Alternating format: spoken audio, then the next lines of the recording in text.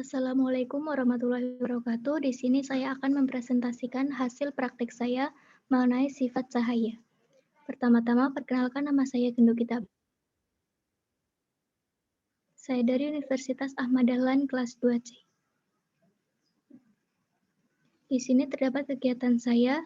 Pertama, saya mulai menyiapkan alat, mempraktikkan berbagai sifat cahaya yang telah ditentukan, kemudian mengisi data hasil praktik ke LKM, kemudian mengisi soal diskusi, dan yang terakhir membuat video presentasi. Langsung saja kita ke alat dan bahannya. Di sini saya menggunakan alatnya yaitu senter, gelas atau piring. Di sini kalian bisa menggunakan apa saja, yang penting adalah benda bening. Kemudian cermin, pensil atau pena, atau sumpit juga bisa. Kemudian segelas air putih, dan yang terakhir adalah CD.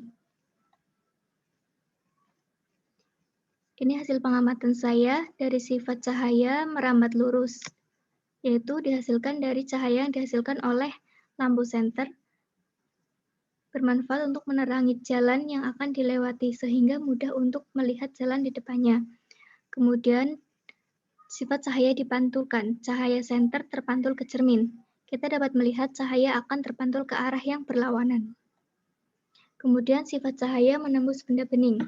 Cahaya dari lampu senter menembus kaca lampu atau gelas bening, yaitu dapat menerangi jalan di sekitarnya. Kemudian, sifat cahaya dibiaskan. Pensil atau pena yang dimasukkan ke dalam gelas berisi air, maka pensil atau pena tersebut dapat terlihat seperti patah. Dan yang terakhir ada sifat cahaya diuraikan. Memantulkan cahaya senter ke CD, maka gelombang cahaya bisa diuraikan menjadi berbagai warna seperti warna pelangi. Kemudian poin diskusi, di sini ditanyakan, pada kendaraan bermotor Anda pasti memiliki kaca spion di kedua sisinya. Spion dapat membantu Anda melihat bayangan benda lain di belakang Anda saat berkendara. Spion dibuat dengan menggunakan cermin cembung. Jelaskan alasannya. Spion dibuat menggunakan cermin cembung karena sifat dari cermin cembung adalah maya, tegak, dan diperkecil, sehingga akan menangkap semua objek yang terpantul pada cermin karena sifat bayangannya yang diperkecil dari cermin cembung tersebut. Yang kedua, pada gelas bening yang berisi air, Anda dapat melakukan percobaan sederhana tentang pembiasan. Caranya, masukkan pensil ke dalam gelas tersebut, dan Anda akan melihat pensil seolah-olah dibelokkan ketika memasuki air. Jelaskan fenomena ini dan kaitkan dengan konsep atom dan molekul. Hal tersebut terjadi karena pembiasan atau difraksi adalah peristiwa pembelokan arah cahaya ketika melewati bidang batas antar dua medium yang berbeda karena kerapatan optik atau indeks biasnya. Pembiasaan cahaya tersebut akibat kecepatan cahaya berbeda pada setiap mediumnya. Yang ketiga, Randy sedang bersiap-siap berangkat ke kampus. Setelah mandi dan berpakaian, Randy bercermin di depan cermin rias di kamar kosnya. Bagaimana bentuk dan sifat bayangan Randy pada cermin tersebut? Jelaskan mengapa demikian. Jadi, bentuk dan sifat bayangan Randy pada saat bercermin itu adalah maya, tegak, dan sama besar. Karena Randy bercermin pada cermin datar. Cermin datar yaitu cermin yang berbentuk bidang datar sehingga bayangan yang akan dihasilkan akan sama besar dengan bendanya. Selain itu, jarak antara bayangan pada cermin dan jarak benda juga akan sama. Yang keempat, Anda tentu sering melihat peristiwa terbentuknya pelangi setelah hujan. Uraikan proses terbentuknya warna-warni pada pelangi tersebut.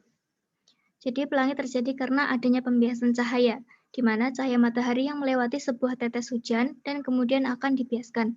Dari proses pembiasan inilah yang akan memisahkan cahaya putih menjadi warna-warni atau spektrum. Kemudian warna-warna itu akan memantul di belakang tetes hujan, yang akibatnya cahaya tampak melengkung menjadi pelangi.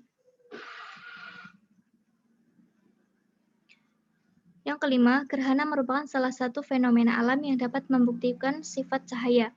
Menurut Anda, sifat cahaya yang mana yang dibuktikan oleh gerhana? Berikan penjelasannya. Gerhana dapat terjadi karena adanya difraksi atau pelenturan. Difraksi ini merupakan pembelokan arah rambat cahaya saat dilewatkan pada celah yang sempit, dan kemudian cahaya yang terdifraksi ini akan membentuk daerah gelap dan terang. Misalnya seperti gerhana bulan yang terjadi karena bumi berada di antara bulan dan matahari, sehingga cahaya matahari yang terpancar ke bulan terhalangi oleh bumi, dan bulan tidak sepenuhnya memancarkan sinarnya. Berdasarkan seluruh kegiatan, saya menyimpulkan bahwa dari seluruh kegiatan ini ternyata banyak sekali manfaat yang dapat kita ambil dari sifat-sifat cahaya yang terjadi. Seperti sinar dari lampu senter yang dapat kita gunakan sebagai penerangan, sifat cermin cembung yang ada pada kendaraan bermotor sehingga kita dapat melihat yang ada di belakang tanpa menoleh. Kemudian, sifat cermin datar sehingga memungkinkan kita untuk bisa melihat bayangan diri kita sendiri. Selain itu, sifat penguraian cahaya pun dapat menghasilkan pemandangan yang indah seperti pelangi. Jadi, kita dapat mengetahui bahwa pelangi sebenarnya terjadi karena penguraian dari cahaya, bukan dari faktor lain. Itu saja yang dapat saya sampaikan. Terima kasih. Wassalamualaikum warahmatullahi wabarakatuh.